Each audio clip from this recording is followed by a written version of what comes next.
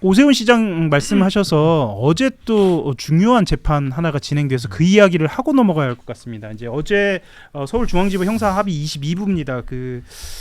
오세훈 시장의 정치자금법 위반 혐의 결심 공판이 있었어요. 그래서 특검, 지금 이 특검은 김건희 특검이라고 우리가 부르는 그 특검입니다. 징역 1년 6개월하고 추징금 3,300만 원 선고를 재판부에 요청했죠. 보통 구형이라고 이야기를 하는데 이게 이제 그게 뭐지? 라고 잊혀진 분들이 또 있을 것 같아서 제가 조금 더 설명을 드리자면 2021년 서울시장 보궐선거 앞두고 명태균 씨에게 총 10번의 여론조사 결과를 받고 비용은 본인이 직접 낸 것이 아니고 김한무개 씨죠. 김한무개 씨를 대납시킨 혐의로 기소가 됐습니다. 사실 이 내용이 중요한 게 무엇이냐면 벌금 100만 원 이상의 형이 확정되면 오세훈 시장은 시장직을 상실하게 되고 이 특검법에 따르면 7월에 선고가 1차로 있고요. 12월 안에 그러니까 법대로라면 올해 12월 안에 마지막 선고까지 대법원 선고까지 있게 됩니다. 이거 좀 전망을 하고 넘어가야 할 것 같습니다.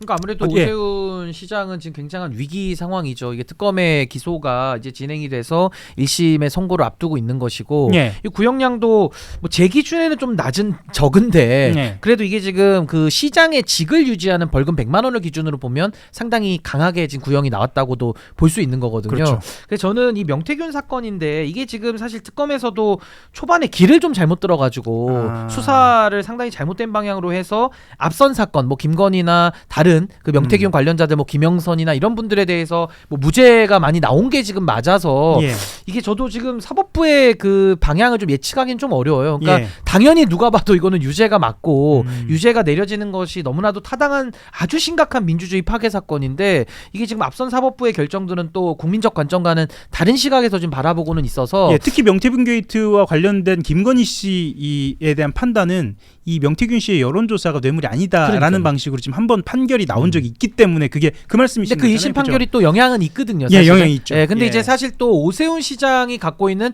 또 특수성도 있어요. 이게 지금 뭐 그 대납하신 김모 씨라든지 또 그와 관련해 가지고도 뭐 서울시에서 여러 가지 그 강철원 부시장이나 이런 분들이 명태균과 만나서 했던 부분들이 얼마만큼 증거로 입증이 됐느냐 아마 이 부분을 좀 봐야 될 거기 때문에 저는 그래도 결론만 말씀드리면 저는 유죄 나올 걸로 저는 봅니다. 오세훈 시장에 대해서는.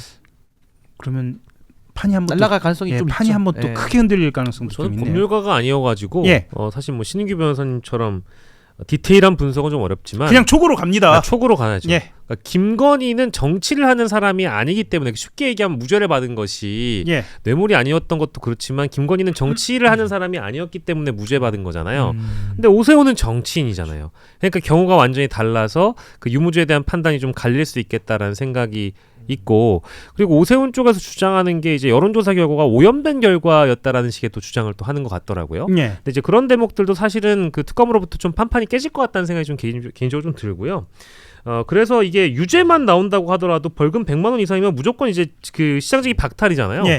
저도 이거는 그간 뭐 명태균 게이트에 해당하는 인물들이 솜방망이 처벌을 받고 있는 건 사실인데 오세훈 시장 건만은 명태균 씨의 입장을 참고하더라도 좀 결론이 다를 것 같아요. 신윤규 변호사님 재판 진행하다 보면 보통 이런 피고인들, 그 피의자들이 태도를 어떻게 보이느냐를 가지고도 좀 전망할 수 있지 않습니까? 어제 오세훈 시장이 제가 봤을 때는 오세훈 시장의 평소 제가 알고 지내오던 정치인으로 바라보던 태도와 좀 다릅니다. 그러니까 어떻게 얘기했냐면 검사님들 떳떳하십니까? 라고 얘기하면서 눈을 엄청 부라렸다 그래요. 그러니까 눈을 부라렸다는 표현을 이 지면에서 보기 좀 어렵거든요. 정말 부라렸나 봅니다.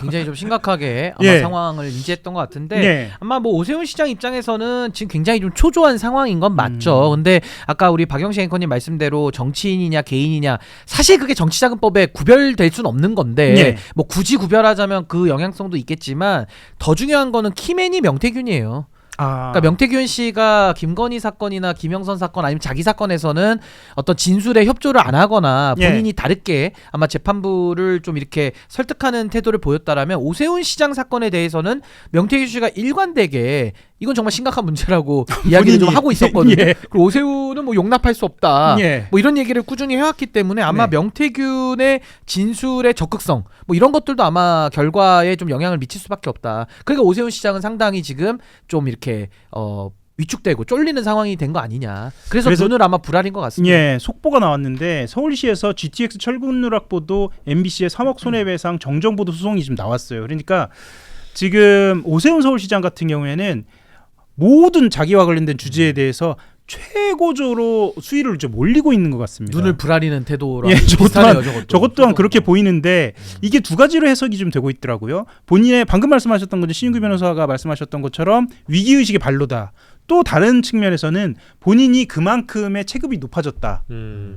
요즘 혹시 기억하시는지 모르겠습니다만 정치인들 중에 정정보도 소송이라든가 손해배상 소송을 흔하게 하지는 않습니다. 이제 체급이 높아졌다라고 생각하는 정치인들이 주로 하는 보법이기도 한데요.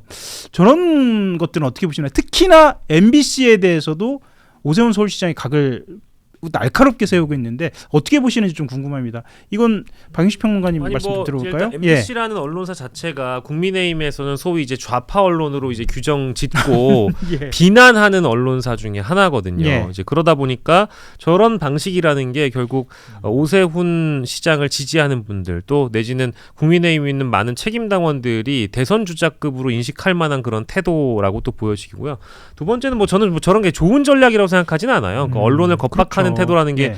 정치인이 가져야 될 가장 피해야 될 어떤 전략 중에 하나인데 뭔가 자신에게 불리한 보도를 죄다 그냥 입을 틀어막는 방식으로 게다가 이건 관련해 가지고는 제 기억으로는 그 선거 기간 중에 국토부 공무원까지도 고발한 걸로 기억을 하고 있어요. 예. 그러니까 그런 방식이 과연 얼마나 큰 정치를 보여주는 것이냐에 대한 대목은 저는 뭐 사실은 동의하지 않지만 아까 말씀드렸던 대로 이게 결국 지지층들이 보기에는 시원하다. 강단 있다. 그리고 잘못된 건 바로 잡는다. 그리고 뚝심 있다. 뭐 이제 불도저 같다. 이제 이런 인식을 그런 인식을 주기 때문에 과거 뭐 이제 이명박 전 대통령의 이 언론 대응 태도랄까 뭐 이런 것들을 지금 벤치마킹해서 이런 게 나오는 게 아닌가 싶기도 해서요. 사실 좀 걱정은 됩니다. 왜냐하면 지금 본인이 진짜 지옥에서 살아 돌아온 것처럼 어려운 선거판에서 5선에 성공했기 때문에 더 절박하게 매달릴 수도 있는 것 같고 두 번째는 지금 우리가 다뤘던 재판 관련해서도 이게 지금 사실 심상치 않잖아요. 1년 6개월의 구형과 3,300만 원이라는 게 까딱하면 진짜 유죄 한 번만 나오면 날아가는 거기 때문에 그런 것 때문에라도 나중에 차후에 당권 도전의 가능성까지도 열어두고 이런 걸 하는 건 아닐까 이런 이제 의심도 해봅니다. 근데 저는 사람이 잘 나갈 때 좀 조심해야 되거든요. 오세훈 시장 요즘 좀 잘 나가죠. 뭐 대선 후보급으로 올라갔다고 평가하니까요. 여론조사 실제로. 뭐 차기 지지율 이런 것도 꽤 높게 나와요. 높게 나옵니다. 잘 나갈 때 조심해야 되는데 지금 살짝 오버하는 거 아닌가 뭐 그런 생각도 약간 들고 이건 이제 제가 만들어낸 사자성어인데요. 법흥법망이라고 있습니다. 법흥법망. 법으로 흥한 자 법으로 망한다고. 법 좋아하던 사람이 다 법으로 걸리더라고요. 저 같은 경우는요. 표현의 자유 뭐 저에 대해서도 뭐 선풀도 있고 악플도 있죠.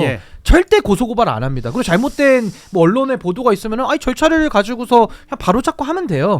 이걸 가지고 굳이 무슨 또 손해배상을 또 3억씩이나 내서 그 언론사에 대한 겁박을 저렇게 해서 이틀막을 하겠다는 건데 저거는 정치인의 기본이 안 된 거죠. 근데 그만큼 조급하고 본인이 지금 법원의 도움을 빌려야 될 상황 아니냐. 그래서 법망으로 정리하겠습니다. 근데 요것만 딱 한마디만 드리자면은 우리가 우리 정치사에서 언론을 가장 호되게 잡았던 정치인들이 막 지금 스쳐 지나가실 거예요. 근데 저는 그 피크점을 찍은 사람이 사실 윤석열이라고 생각하기 때문에 그리고 하필 MBC네요. 윤석열답네. 그러니까 정치인이 그리고 또 더 큰 권력을 갖고 있는 사람이 자신의 권력이 더 커지면 커질수록 한번 휘둘러 보고 싶잖아요. 근데 특히 그거를 국민을 대신해서 질문하는 언론을 상대로 휘둘렀던 사람들은 전부 다 진짜로 법흥법망 됐습니다. 그러니까 아주 가까운 사례가 있기 때문에 오세훈 시장이 진짜로 자신을 대권주자식이나 생각을 한다라고 하면 오히려 저런 것들을 하지 말아야죠. 근데 저렇게 하는 순간 골로 갈 수가 있다. 그리고 차라리 정말 명백한 가짜 뉴스들 있잖아요. 뭐 오세훈이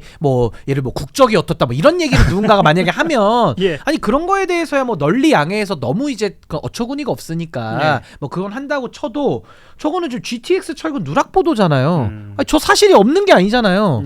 있는 걸 가지고서 언론사가 보도한 게 방향이 좀 마음에 안 된다 그래가지고 3억씩이나 손배를 거는 이런 모습은 좀 정치인의 그릇이 작아 보여요. 그래서 법으로 흥한 자는 반드시 법으로 망하게 돼 있다. 꼭 명심하시면 좋겠어요. 아니 그리고 최근에 또 장동혁 대표도 올림픽공원 가가지고 오세훈 시장이 장동혁 대표에 대해서 이런저런 얘기를 하던데 어떻게 생각하십니까? 그 질문했다고 해가지고 갑자기 막 갑자기 길 걸어가다가 갑자기 이게 눈을 부라리면서 지금 그런 질문을 할 때입니까? 이런 어디 소속 기자입니까? 이런 태도가 저는 똑같아 진짜. 저는 정치인들이 이런 것 좀 안 했으면 좋겠어요. 없어 보여요. 없어 보여 진짜. 그렇죠. 국민 앞에 해야죠. 정치는 국민의 마음을 얻는 행동인데 아니 저런 오보가 있을 수 있어요. 네네. 바로 잡으면 되잖아요. 정정보도나 이런 걸 해서. 그리고 국민들 앞에 본인이 충분히 해명할 수 있는 힘을 갖고 있는 권력자인데 저렇게 법원으로 매일 달려가는 것은 매우 좋지 않다. 그 장동혁 대표의 행보를 말씀하시면서 그 올림픽공원 말씀하셨잖아요. 그래서 오늘 우리가 다뤄야 할 주제 중에 그것도 짚고 넘어가겠습니다.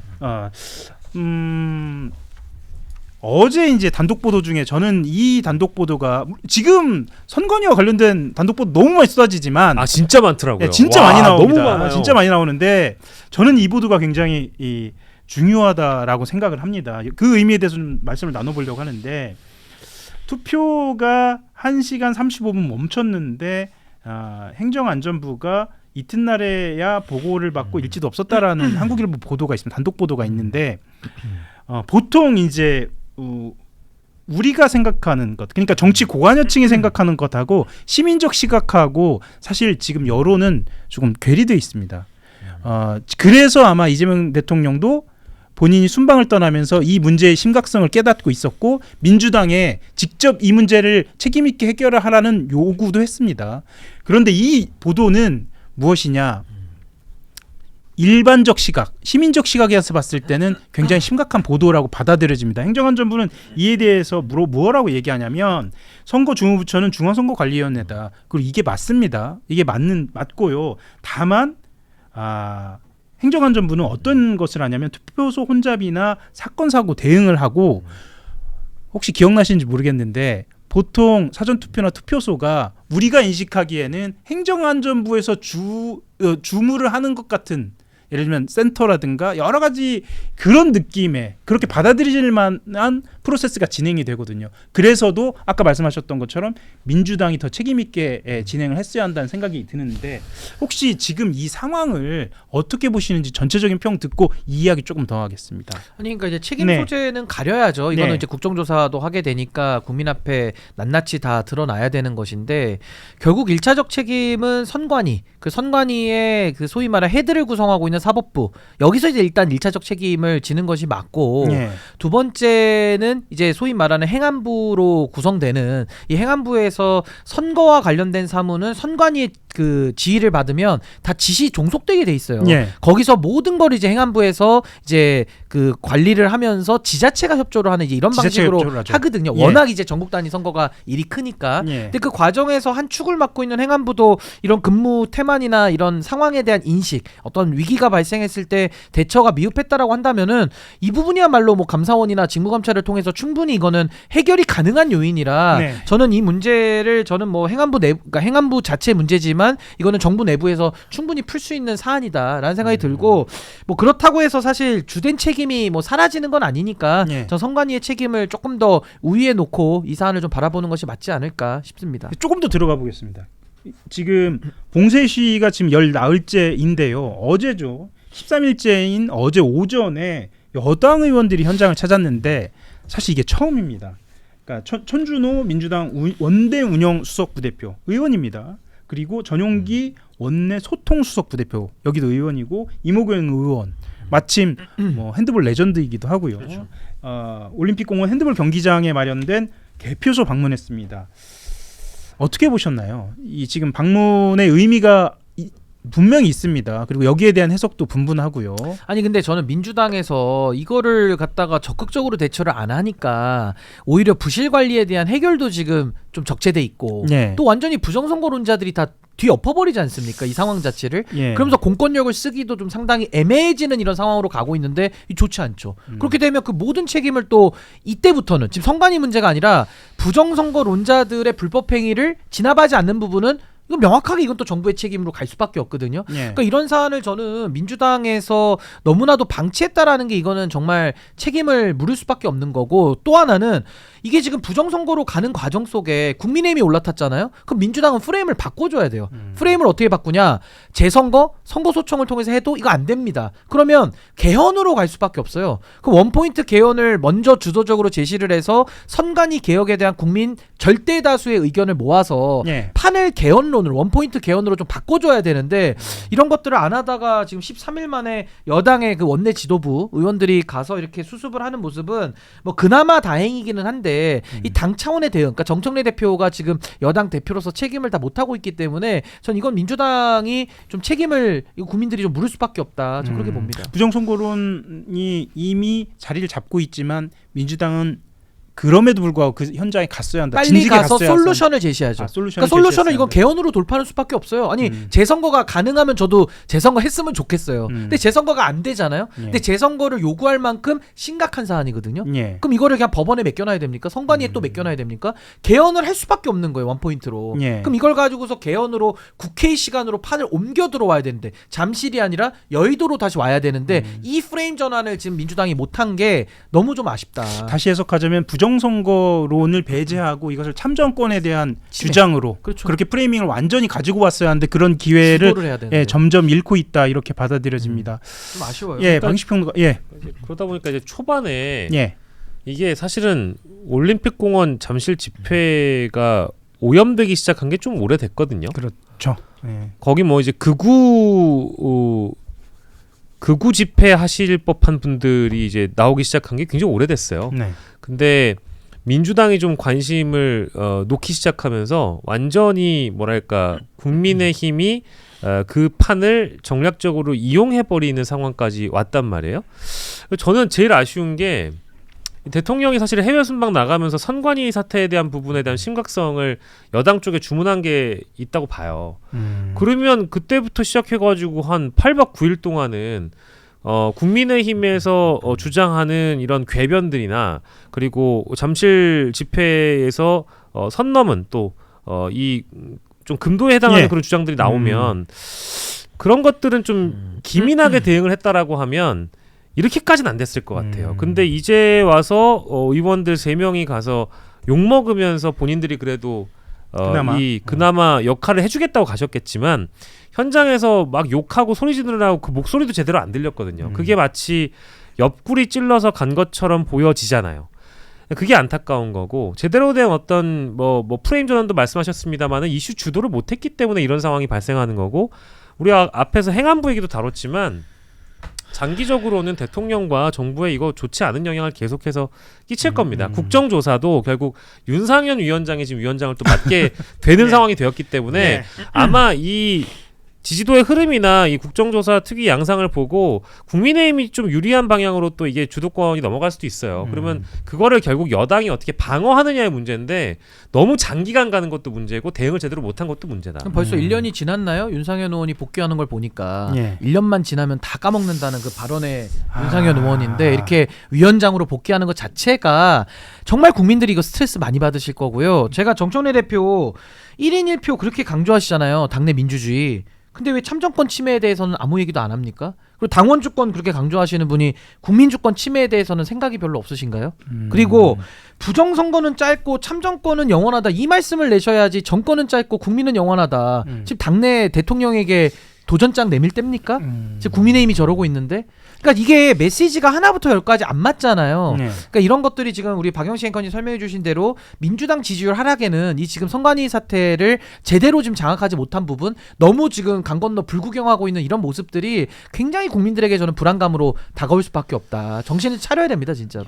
아까 윤상현 의원 말씀하신 부분은 그 부분인 것 같습니다. 윤상현 의원이 2024년 6월이죠. 이 작년입니다. 작년에 이런 이야기를 유튜브 채널에 나와서 했는데, 부정선거 의혹 진상규명은 국민의힘 정당의 책무다, 이렇게 얘기를 해서 본인이 이제 부정선거론을 얘기하신 분이 위원장이 됐습니다. 이런 아이러니 상황이 됐는데, 어쨌거나 여론은 그렇다고 하고 국정조사는 또 지켜봐야겠죠. 자, 30분이 됐는데요. 제가 속보 하나 전해드리겠습니다. 경찰이 개표 입력 오류와 관련돼서 전북 선관위에 압수수색이 들어갔다는 말씀 그렇게 전하면서 자 오늘도 수고 많으셨습니다. 예, 딱 30분이 됐고요. 오늘 여쭤봐야 하는 여러 가지 주제 중에 뭐 한 2가지 정도 남았는데 하나만 좀 여쭤볼게요. 지났습니다만 간단한 겁니다. 유시민 작가의 복귀 그 얘기를 두 분한테 한번 여쭤보고 싶었어요. 어떻게 보고 계시는지 뭐 들으신 얘기도 좀 있으실 것 같고요. 그 얘기 간단하게 하고 마무리 지을까요? 박인식 평론가님 어떻게 보세요? 복귀요? 예. 복귀 평. 뭐 하면 하시는 거죠. 예. 하면 하시는 건데 그간 유시민 전 장관님께서 출연하신 방송에서 이 어떤 메시지가 나왔고 그리고 이 특히 이제 그 늘 강조하시는 민주 진보 진영 안에서 어떠한 영향을 줬는지를 생각해 보면 대충 답은 나와 있는 것 같아요. 네. 그리고 노무현 재단까지 그만두실 정도로 더 가열찬 비평 활동을 하실 것처럼 지금 예고가 된 상황이어가지고 아마 더 많은 어떤 분열과 더 많은 갈등을 낳는 결과를 초래하진 않을까 솔직히 좀 걱정이 되고요. 네. 그래서 과거에 알쓸신잡을 재밌게 봤던 시청자들이 유시민 작가님을 시대의 또 선생님으로 모셨던 그런 감정을 좀 마음속에 남겨둘 수 있게끔 해주셨으면 좋겠는데 이거는 완전히 정치 전면에서 플레이어로 뛰는 방식으로 비평을 하시는 것은 저는 이 진영의 어른으로서도 그렇고 시대의 어떤 선생님으로서도 그렇고 적합하지 않은 방향인 것 같습니다. 저는 좀 자제해 주심이 어떨까라는 생각을 좀 합니다.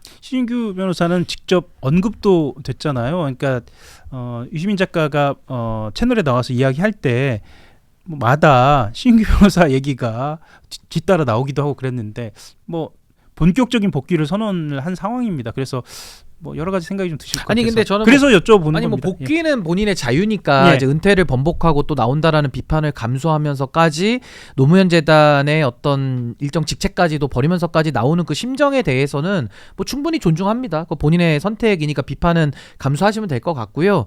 다만 이제 공론장을 너무 이렇게 한쪽 기울어지게는 안 했으면 좋겠어요. 그러니까 당당하게 나와서 토론도 하시고 본인의 생각을 가지고 국민을 설득하려고 했으면 좋겠다. 국민을 설득하는 게 아니라 지지자들의 어떤 정신적 영향력을 가지고서 자꾸 본인의 영향력을 확대해 나가는 방식은 건강하진 않다. 이런 생각이 들고요. 인생은 짧고 정치는 영원하다가 아니라 정치는 짧고 인생은 영원했으면 좋겠습니다. 지금 뭐 혹시 모두가 영원한 현역으로 지금 다 정치권에 뛰어드는 이런 모습이 과연 대한민국이 더 기득권화되는 것이냐 아니면 조금 더 기득권이 깨지는 방향으로 가는 것이냐에 대해서는 국민들께서 좀 너무 답답하시거든요. 그러니까 언제적 유시민 이런 분들이 또 나와가지고 정치를 전면에 나서서 은퇴를 번복하면서까지 무슨 어떤 책임감인지는 모르겠지만 계속 이렇게 정치 전면에 나서는 게 글쎄요, 그 개인과 어떤 우리 사회 저는 별로 이렇게 좋은 영향 줄 수는 없을 것 같고요. 과거와 같은 영향력은 없겠지만 일부 또 소란은 있을 것 같거든요. 거기에 대해서는 저나 또 우리 시방쇼에서 열심히 또 네. 분석하도록 하겠습니다. 분석하고요. 저희가 이제 분석이 다 돼 있어요. 이제 알고리즘 틀이 다 그런가요? 나와가지고 분석이 이제는 그러니까 저희도 열심히 한번 섭외를 해볼 텐데요. 혹시 그 실제로 네. 방송 현장에서 유시민 작가하고 제 기억으로는 방송을 함께 마주친 적만 있죠. 그래요? 인사만 드린 적이 있죠. 예. 네. 좋습니다. 아니 뭐 그러면, 방송에 나오셔서 같이 공론장에서 토론하는 거 저는 적극 환영합니다. 예, 그렇게 하셔야 되는 게 맞다고 봐요. 한겨레 뷰리핑에서도 한번 열심히 섭외해 보도록 하겠습니다. 그러면 우리 신인규 변호사나 박인식 평론가와 함께 어깨동무하고 그렇죠. 분위기 좋은 상황에서 한번 치열하게 한번 토론하는 자리. 예. 예. 아니 그러니까 치열하게 토론하고 또 뜨겁게 화합하면 되는 거거든요. 예, 뜨겁게 화합하는. 그러니까 치열하게 토론도 좀 하고 거기에 대해서 국민들 앞에 우리가 평가를 받아야지 자기 지지층만 가지고서 정서적인 지배 이런 걸 강화시키는 방식은 좀 옳지 않다나 봅니다. 예, 저도 치열하게 한번 유시민 작가님 치열한 뷰리핑으로 와주시면 제가 원하는 그 자리 한번 마련해서 우리 한번 뜨겁게 만나보는 그 꿈도 한번 꿔봅니다. 정치는 짧고 인생은 영원합니다. 그 말씀을 꼭 유시민 장관님께 드리고 싶어요. 예, 어떻게 대답하실지 궁금합니다. 여기까지 오늘도 수고하셨습니다. 함께 네. 인사드리면서 마무리하도록 하겠습니다. 감사합니다. 네, 감사합니다.